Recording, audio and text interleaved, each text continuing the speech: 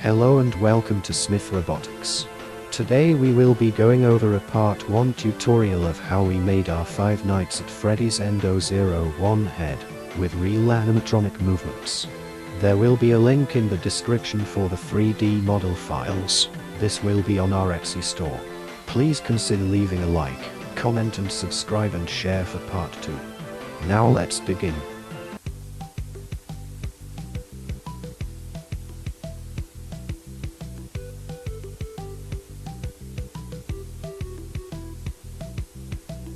We will be using Tinkercad today to show the Endo model in full. I'll give the features of what the Endo will be able to do. It can move its head in both directions from side to side, even up and down or tilt. The eyes are completely movable and even blink, and adding in LEDs gives a great effect. There's even a nifty little speaker grill in the mouth. The jaw can even open and close, ready to sing any song.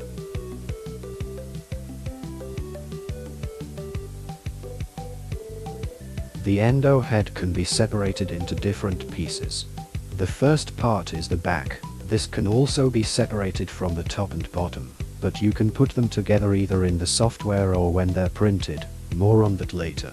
The back can be opened up to house and store electronic components or circuit boards in order for the animatronic to function.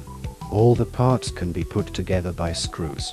The front of the head is next. This holds the eyes and jaw. The top and bottom jaw are separate in order for the bottom to move it needs to and is on a hinge joint, while the top is simply screwed into the back. The reason for the top to be separate is easy for painting and printing the details in higher quality.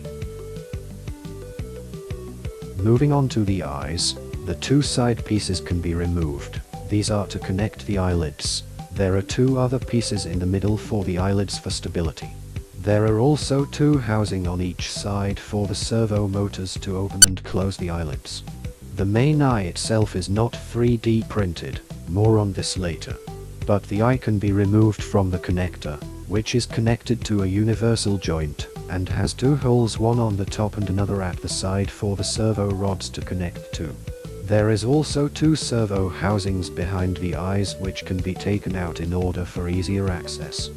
The neck itself has a universal joint. This is for the neck to move in different ways. However, above that the universal joint is connected to a part that allows a servo motor to be connected for the left and right movements and two servo rods for the up and down and tilt movement. The base of the neck have two housing for servo motors. The neck is based from the games as much as possible while functioning properly. Now on to the 3D printing.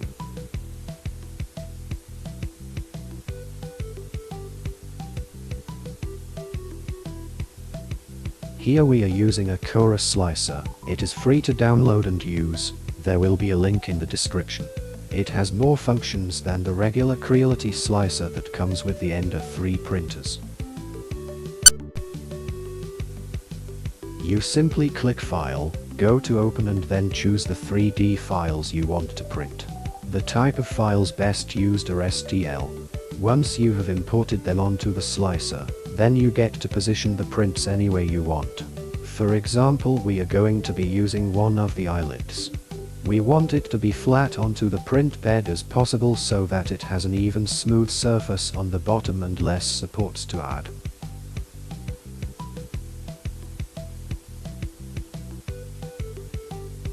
In this slicer there are also some settings you can adjust, such as the amount of infill, or adding or taking away supports, the print speed and more.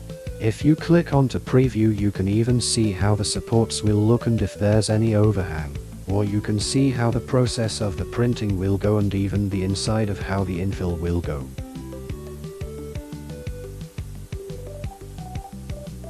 We would say to make sure if the quality of the print is still there, so that means not a lot of supports, as sometimes when printing or taking the supports off the print the quality may seem different and less smooth depending how you placed the model.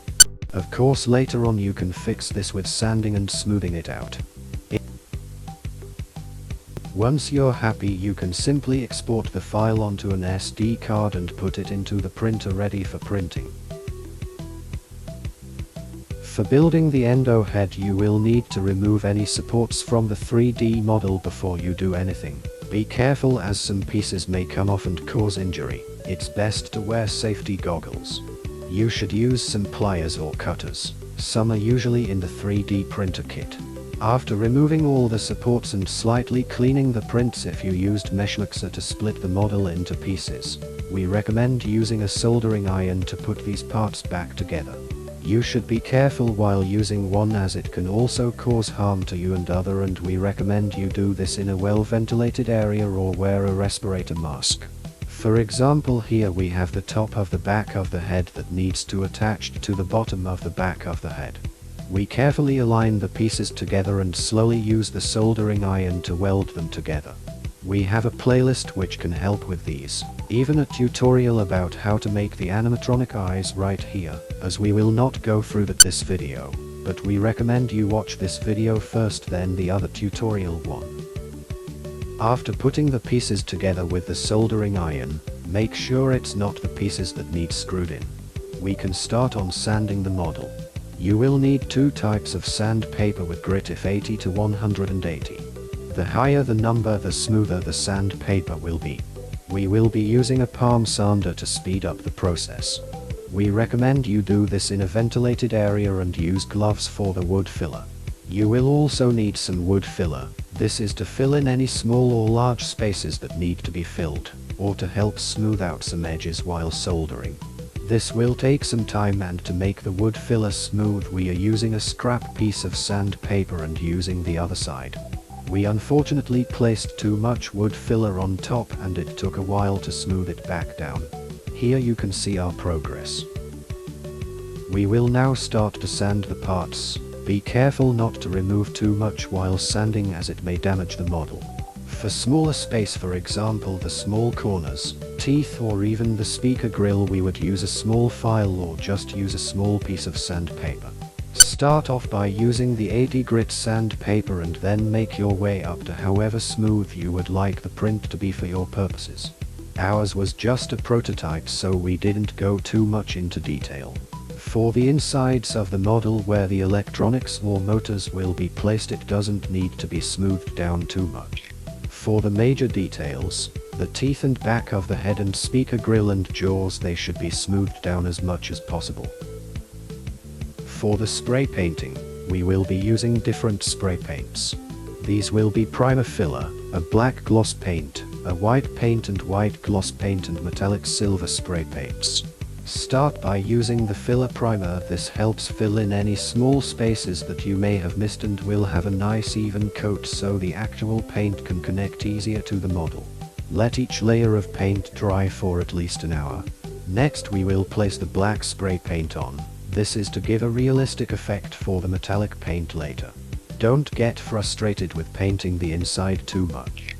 This can be a very tricky part, as you will need to apply 2 layers of masking tape onto the back half circular part of the head and the 2 sections shown here on the front of the endo head. Note, this is our preferred version of the Endo-02 design. Feel free to paint it as you wish. This will keep the different paints apart. Now you can apply the metallic spray paint onto the model. Afterwards you can carefully peel off the masking tape. For the jaws, we spray painted the teeth first with white spray paint, then after letting the paint dry add the masking tape around the teeth, to which you can apply the black spray paint, then the metallic spray paint, and there you go. For any small spaces that need paint, just go over it with some basic acrylic paint. This will help you. For assembling the endo head, you will need the list of equipment shown here. We will start with the head. First, take the threaded rod 3mm and adjust the size by cutting it down between 30 to 40 mm. Then add the servo rod connectors on each end.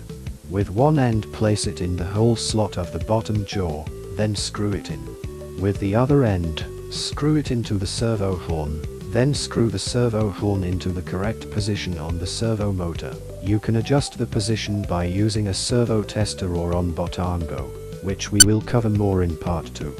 Place the servo motor inside the back of the head in the servo housing. On the side of the back of the head you can see 4 small holes.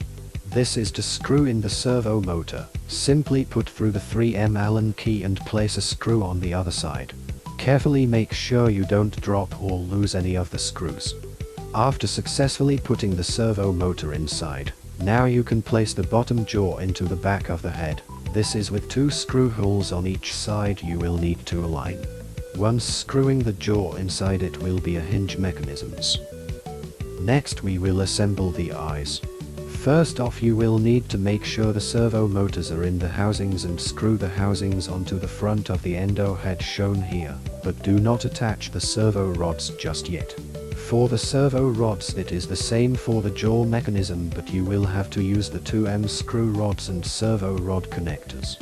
You will need to put the 2 eyelid connectors on each side of the eyelids. Using 2 4M screws, set them aside. For the main eye itself, it is best to add in the servo rods now in the designated spaces.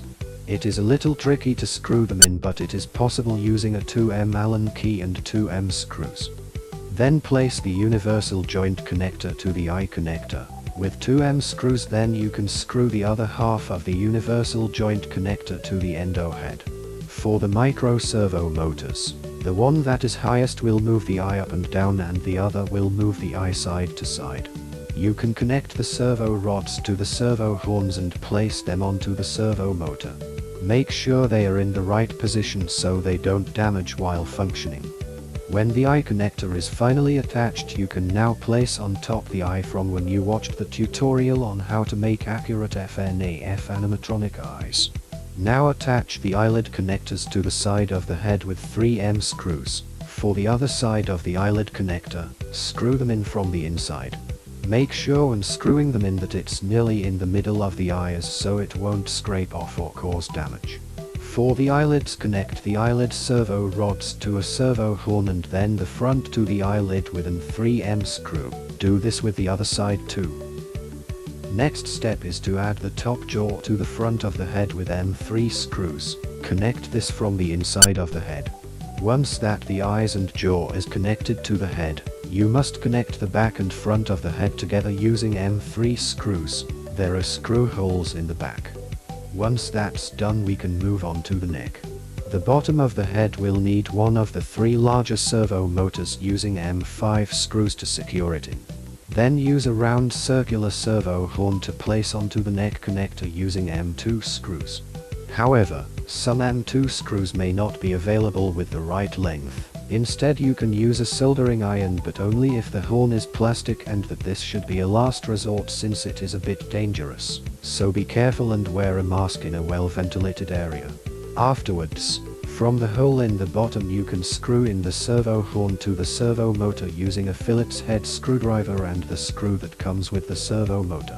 For the base of the neck, attach the other 2 large servo motors to it.